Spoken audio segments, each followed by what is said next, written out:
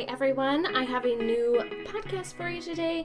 I have the lovely Shannon Takaoka with me today, and her debut, Everything I Thought I Knew, came out a couple days ago, and you guys are going to love hearing about this book because it sounds amazing, and Shannon is incredible. She has lots of good information to share, and her journey to being published is one that I have not heard before. I mean, they're all one I haven't heard before, right? But it's a really cool one, so I think you guys are going to love getting to know Shannon. Shannon, why don't you tell us about your upcoming novel, Everything I Thought I Knew? Sure. Everything I Thought I Knew is out on October 13th from Candlewick Press, and it's about a 17-year-old girl named Chloe who is recovering from a heart transplant that has turned her life upside down. So when we first meet Chloe, she's in the fall of her senior year and focused on what comes next, applying to college and all that it entails, AP classes, keeping the grade point average up, writing essays, basically doing all the things you need to do to get ready for the next step of your life.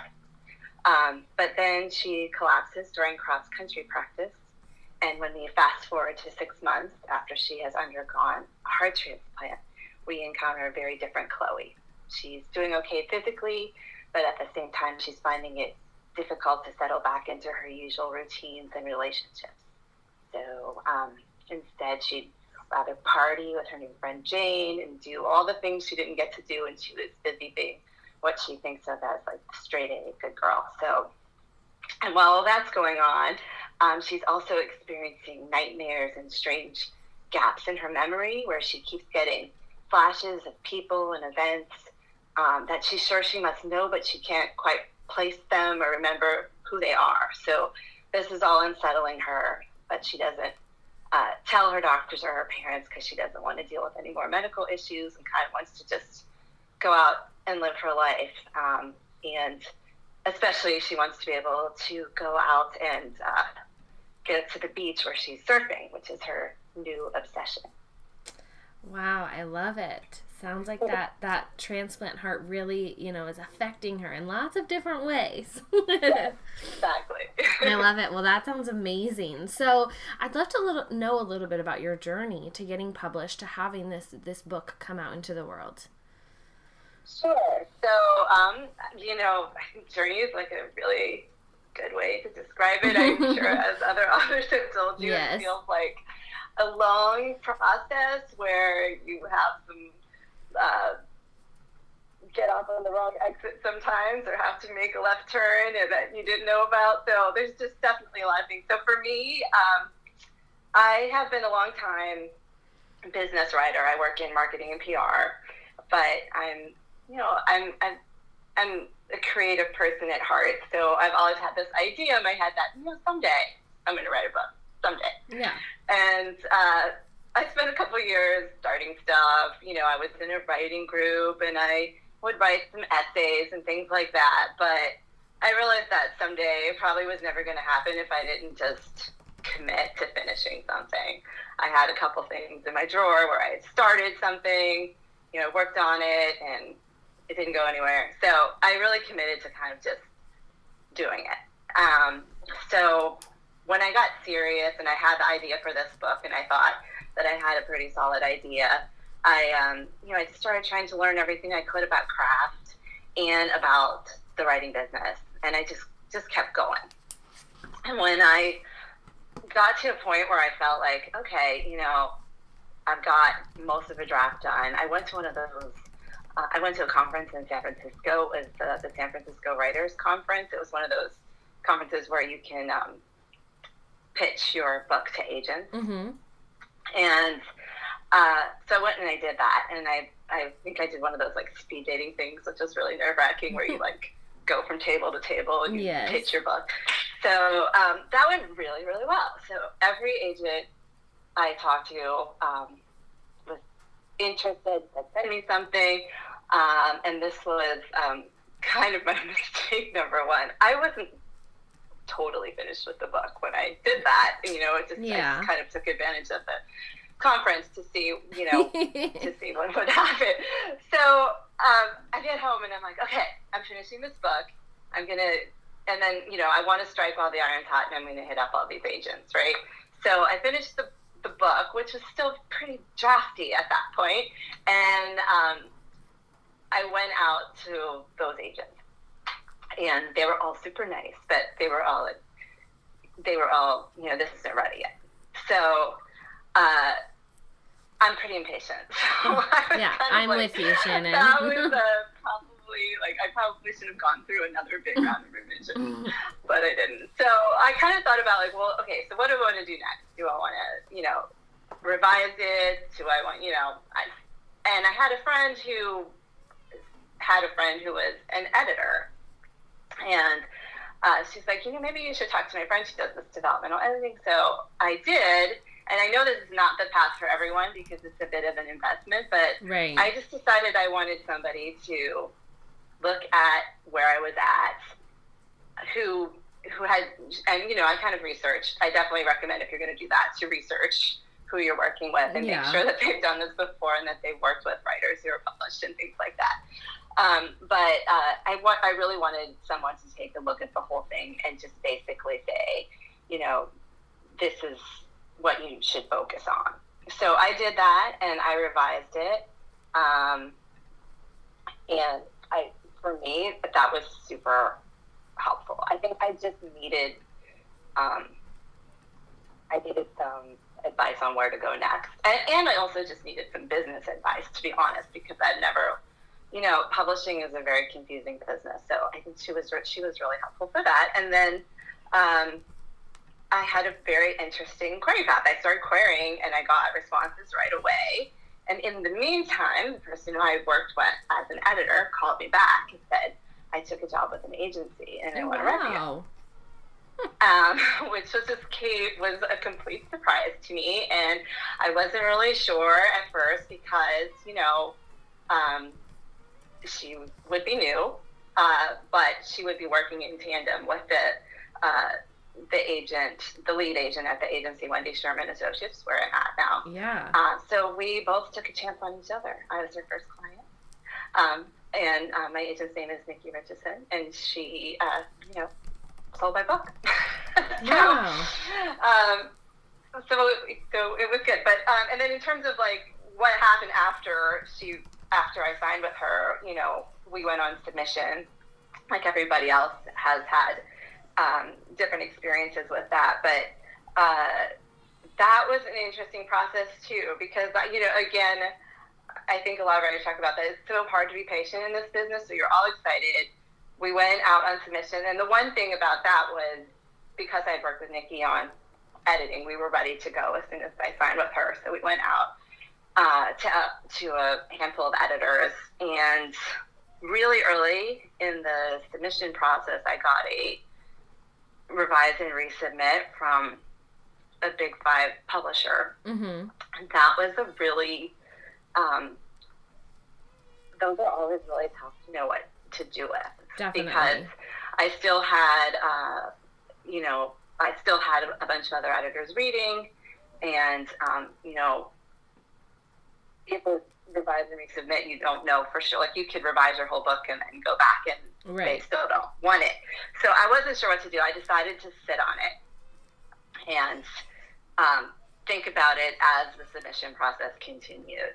And I'm glad I waited, because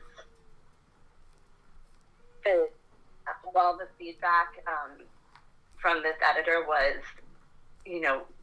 great, there were some key things that I, in terms of what my vision was for the book, that I just didn't know if I wanted to change them. Yeah.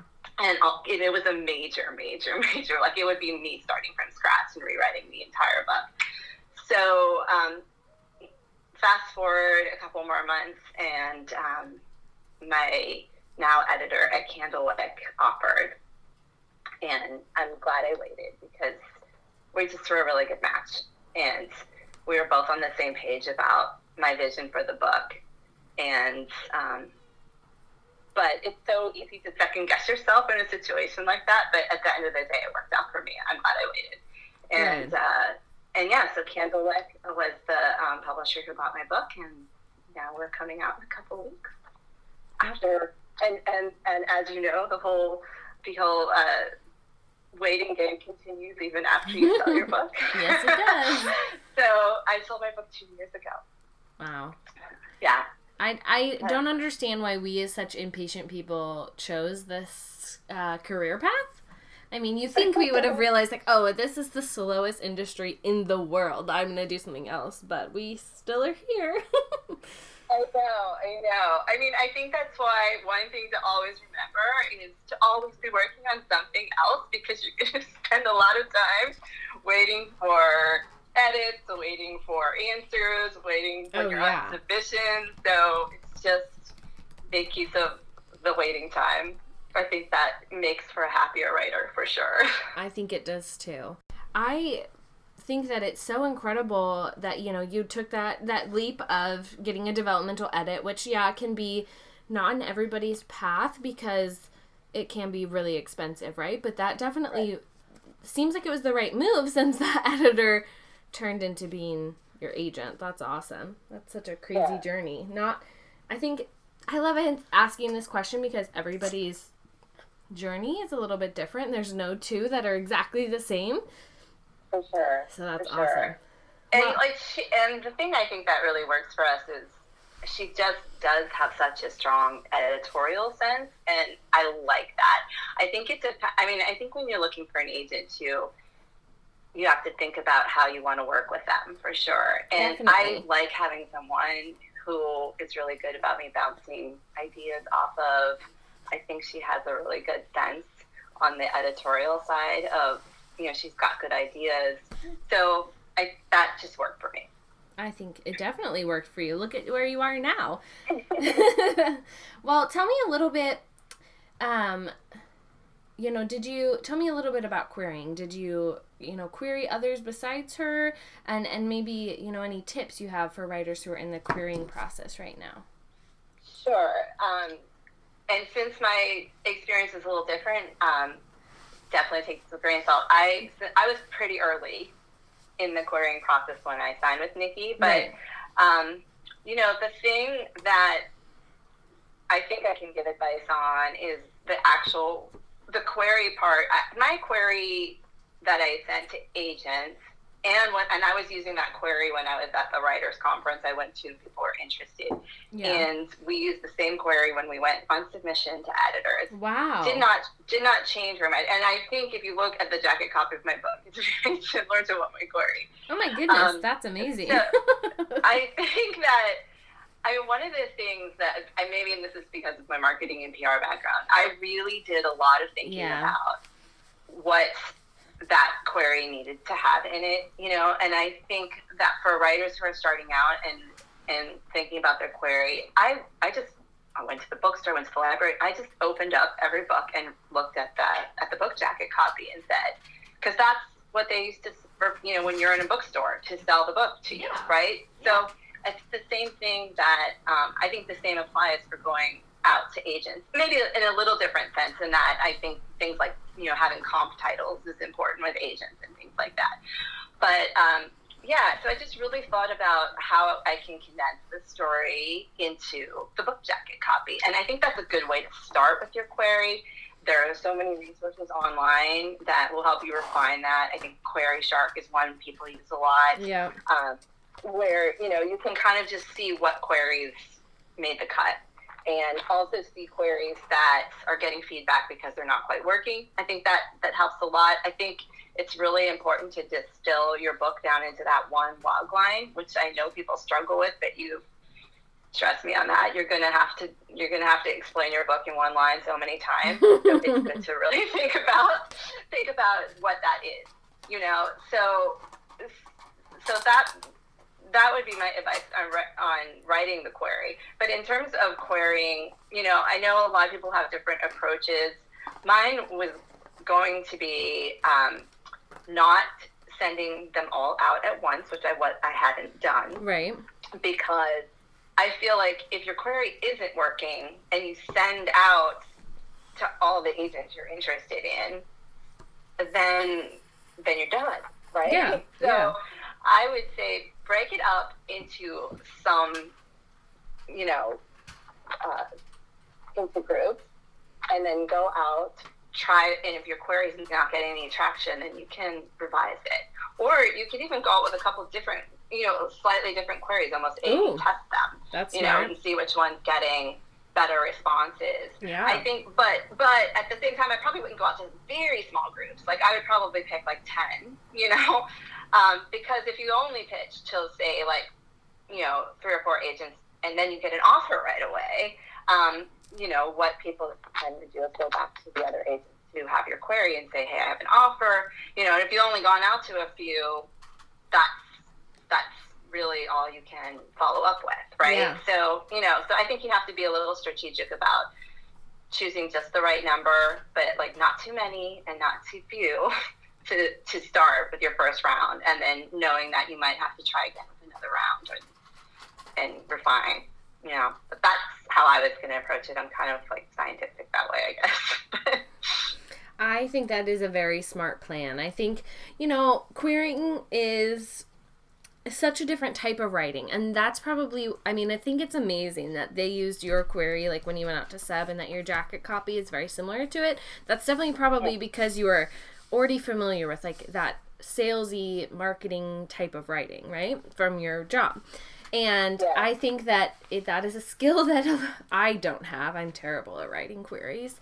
So for me, that whole process, when I've queried before, when I first queried the first book I ever wrote, which I queried way too soon, I was like, oh my gosh, I need to get this over with and like send out mass query, not like all in one email, but like a bunch of them at one time. And that's definitely not the best way to do it. And I do think that people now, and I've realized, and I think the consensus that I've heard from many people is send them out in small batches. And, it takes more time, which for us impatient people is not what we want, but it is the better option.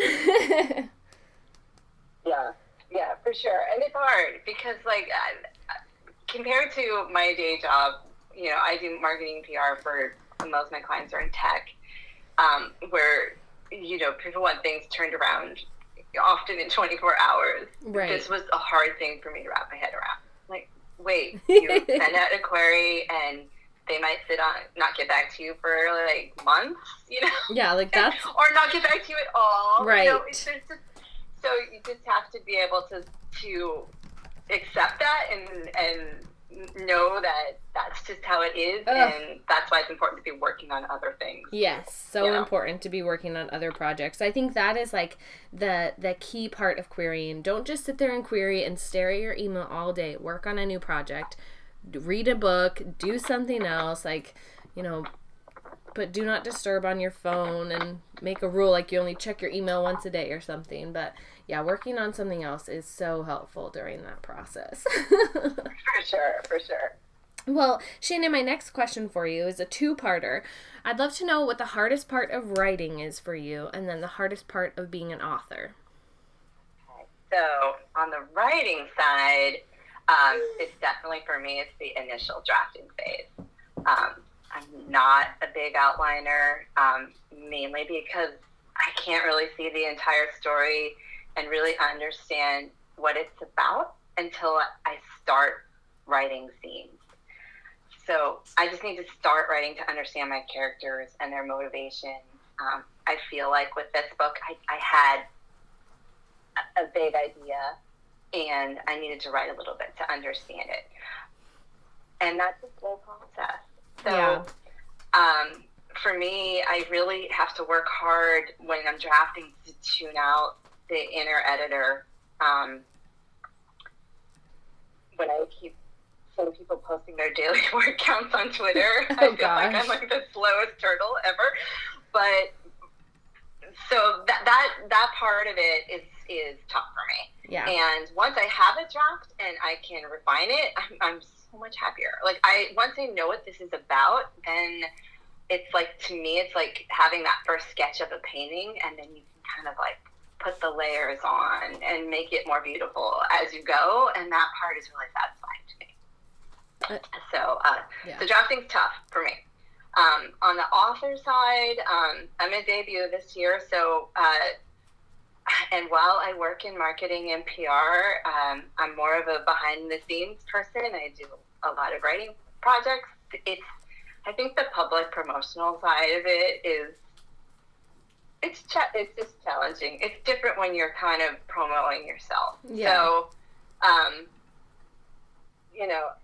that part of it has been, I don't know, it just gives me a little anxiety, because that's just, I'm kind of a private person, and being out there on social media all the time, and especially this year where book promo is largely online. There's nothing happening right. in person, really. Yeah. So that's been, I don't want to say it's not that I don't enjoy it at times. I do. I've met some really cool people online this year, and some amazing authors and things like that. But it can just get in your head sometimes, I think. So. I think it can definitely get in your head, and I can imagine. I mean, I've heard that from many authors, even, some who don't have like all the marketing experience that you have. It's so different to promote yourself, and sometimes it can feel like, I don't want to like bug people about my book, or like overload them. They're going to be annoyed that I'm trying to promote my book, right? But you just got to do it. It's so hard, and I'm like, and I think that's a good way to look at it. I just try to psych myself out. I'm like, this is a business. Yeah, and this is part of that business. So, that's how I try to look at it. But sometimes it's a lot. It definitely can be a lot, and I don't think that you are alone in feeling that way, so I understand. Well, let's flip this question. Let's talk about the best parts. What's the best part of being a writer and best part of being an author for you? Well, so, I think writing is this interesting thing where it's really hard sometimes, but I love the act of creating. I mean, I think that, it's a little like, I'm a runner, so I kind of will compare it a little bit to runner's high. You have those moments where running's hard and a bit of a slog, but then you hit that like mile 3 or 4 and you feel like you could run forever. I sometimes get that with writing too. And when it happens, it's just really cool and satisfying. And I think I'm sure this is true of many other writers, I'm kind of a dreamer, and I love visiting these other worlds and living these other lives in my head. There's something almost, I don't know, kind of mystical about it. You're able to, like, slipping into a alternate reality or something. So I always find that really enjoyable and fun. I hate running. I have never once experienced a runner's high. I think that to experience it, I could maybe understand like what you guys are all talking about, right? But I totally am with you on the writer's high. There's that feeling when you like get going and you're like, oh my gosh, this is amazing. I have to keep writing, or you're like just in such a groove. Yeah, that is such a good feeling. If I could feel that with running, maybe I would do it more often. But I've tried. Shannon, I've tried, and I've never felt the runner's high. That's okay. I've kind of lost the ability to find that lately. It's been, it's a tough one. Well, I hope you get it back if it's like something that you love. It's raining too hard here now to like go running, but. Oh yeah, I'm in California. We've had a month of wildfire smoke, so I've definitely fallen out of running practice over that. I can imagine. I'm in Oregon, and we had wildfire smoke for like 2 weeks. I can't imagine having it for longer than that. That was miserable. So that's definitely sad. We were already stuck in our house, but like our only solace was walking outside, right? To have that taken away is rough. Well, my next question is about your writing style. You talked a little bit about how, you lean more towards of a pantser side to get started, right? And then, I guess just if you could just talk a little bit more about it. I mean, I'm definitely with you. I'm more of a pantser side and like need to actually write and kind of like feel things out of what my characters are like and what they want to do. People are like, you just make your characters, non-writers, they're like, you make your characters do what you want to do, right? I'm like, no, they are their own person and I have to listen to what they're saying, Right. Yeah. So I'm at best a planter, I guess, which is kind of in between. But, I start with a general idea that's often really vague. It's almost like a scene comes to me. And then I do a lot of discovery writing and just playing around to see where the idea takes me. And I just keep going till I can see a story arc beginning to take shape. Yeah. And what I did with this book is, once I kind of had this general idea of what the story arc might be, I pulled together some loose bullet points. Like, where's the story going? Where might it end? What am I trying to say here? And I hear somebody saying something in the background. Yeah. Hello. He just is really excited about you. But anyhow, so, and for me, and I can't do those multi-point, beats. That's just too much for me. That's too detailed.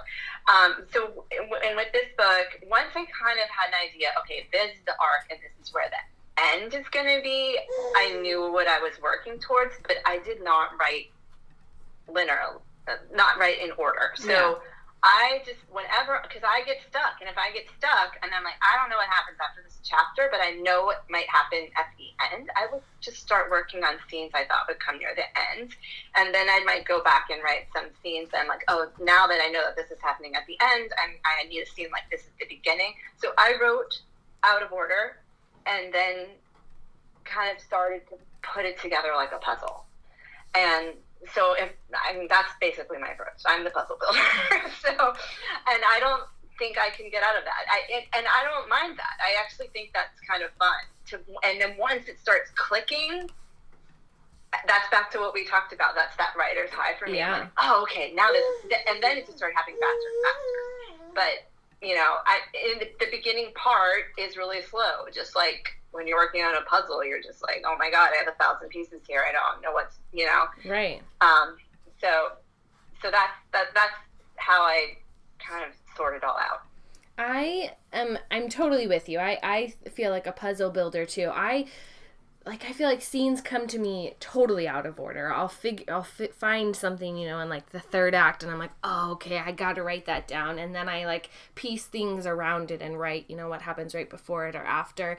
And I don't know, I love asking this question because we all do it so differently, right? We all have our own creative process, but we all end up getting to that final same conclusion of having a book written. But I think for those people who are still figuring out their process, or, I find my process changes based on each book sometimes too. I've written a couple different genres, and so they kind of call for different things. But I've always felt really suffocated by an outline. I always feel like if I spend a lot of time putting together an outline, I've got to stick to it, and I don't allow myself the freedom to change from it. So it's hard for me to sit down and I feel the same way on the outline because, it's funny, at my heart, outside of my creative life, I'm kind of a rules follower. Oh, yeah, so me too. I feel like the outline is just too many rules. Yes. And it blocks me somehow. The same way with, word counts, I don't want to have this, oh my gosh, I need to write 2,000 words today, because that is just setting myself up for, getting psyched out about it. So, I need to kind of let this whole drafting process be pretty, non-structured. Yeah, I'm with you there. I'm with you there, and I think the structure of it takes the magic, the writer's high away from it. For me, but also I'm a parent doing virtual school with kids. I can't always write 2,000 words, people. Someday I get 200 words down. Some days I don't even write at all, but it all comes together. Right there with you. Yes. Right there with you. Yeah. So, you got to take it where. And then sometimes the thing that really annoys me, I don't know why this happens to me, but often I get really good ideas. I think maybe it's because my subconscious is starting to kind of filter right when I'm falling asleep. Oh, yes. And I'll just feel laying there going, oh, man.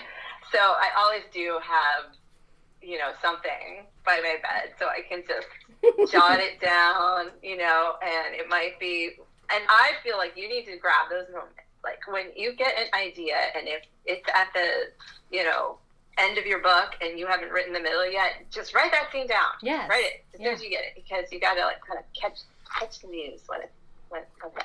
So. You definitely do. Yeah. I'm with you there. I think the worst moments have always been when I've like either woken up in the middle of the night or right before bed. I have that idea and I'm like, okay, remember that. I'm going to write it down in the morning. And then you wake up and you're like, wait, what was that? I don't remember. Don't remember. No. Or you do jot it down. You're like, I don't know what this means. Yes.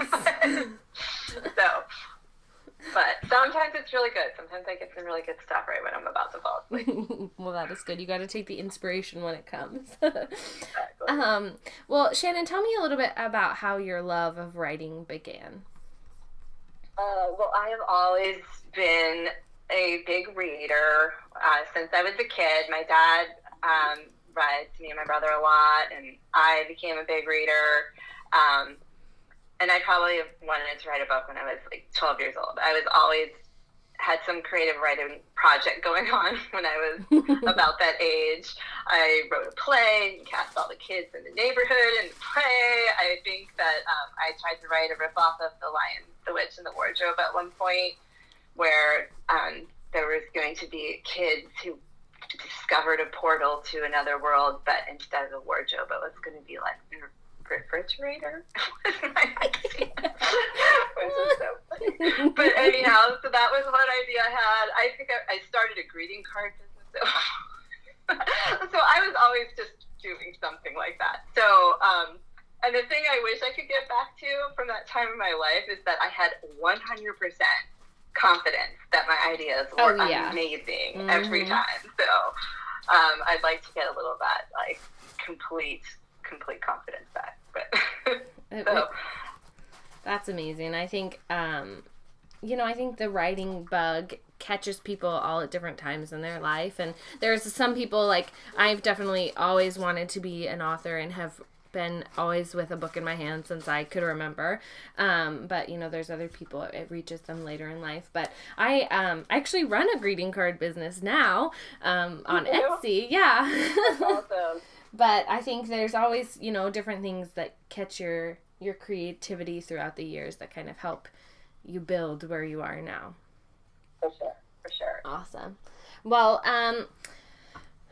let's see. I know you talked a little bit about this question too, about your revision process. So I know you talked about how drafting is really difficult, and I am with you there. The blank page can be so frightening. But tell me a little bit about how your revision process looks. I know now you have, your agent and your editor who you work through things with, and they're amazing. Such a crucial part of the process. But what do you do on your own to get, your story where it is, where you want it to be before it goes off to them? Sure. So I prefer revision to drafting for sure. And, the first thing that I do that helps me a lot is when I have a draft in a pretty good spot and I want to, take it to the next level, I print it out and reread it and write notes. I put it in a big binder, and then I just read it and start writing notes in the margins about things I want to address, or, sometimes that just somehow, for me, looking at it in a different format helps me see things I'm not seeing in my digital version, So, and then I just start I make a list and start tackling what I think are the biggest problems first, the stuff that might cause ripple effects. If I say like, oh, this character needs to come out, or this chapter needs to go, right?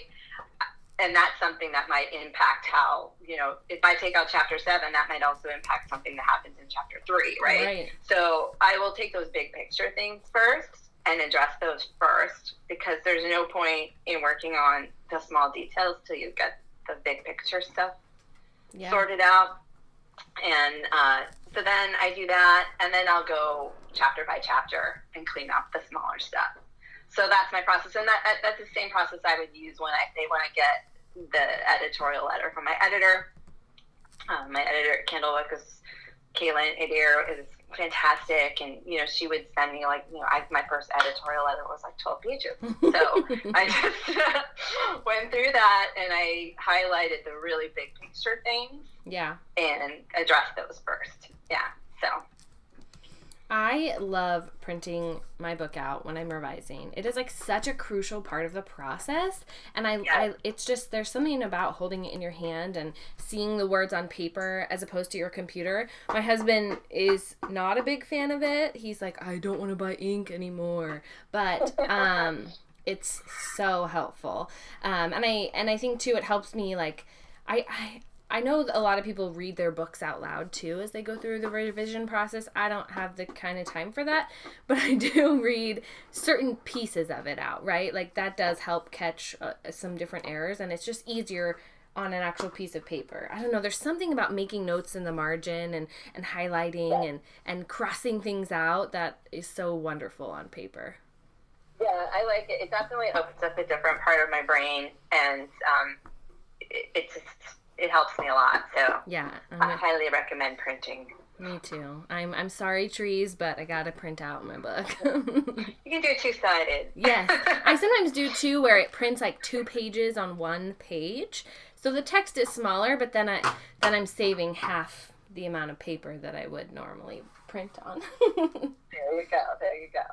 Well, Shannon, I have one last question for you. I have been told that this is the hardest question to answer. I would love to know what your favorite book is right now. Not your favorite book of all time, because that's a silly question. Just a book you've read recently that you really loved. Okay, this is a tough question. Am I allowed to give you more than one? Of course you are.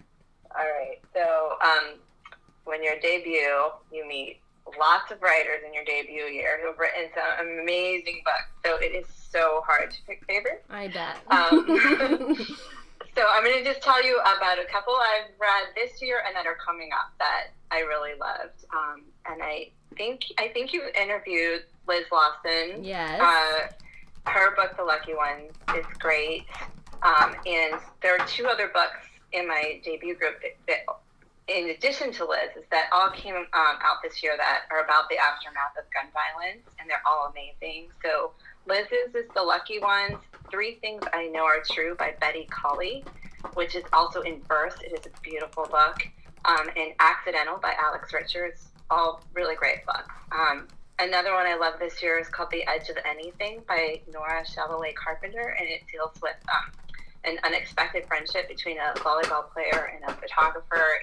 It deals with mental illness. It's a really great book. This Is My America by Kim Johnson, which is a story about a girl who is trying to get her father off of death row, and it's about many of the social justice issues we're dealing with right now in this country. It's a very powerful book, definitely, and it's wrapped up in this you can't put it down mystery. So that's a great book. And then 2 that are coming up in November, Those Who Pray by Jen Moffitt, and it's a story of a college freshman who gets caught up in a cult. And These Violent Delights by Chloe Gong, which is a Romeo and Juliet retelling set in 1920 Shanghai. Wow. Super fun read. Yes. Awesome. Well, thank you. I think that might be the record for the most favorite books ever shared on the podcast. I can't, it's so hard.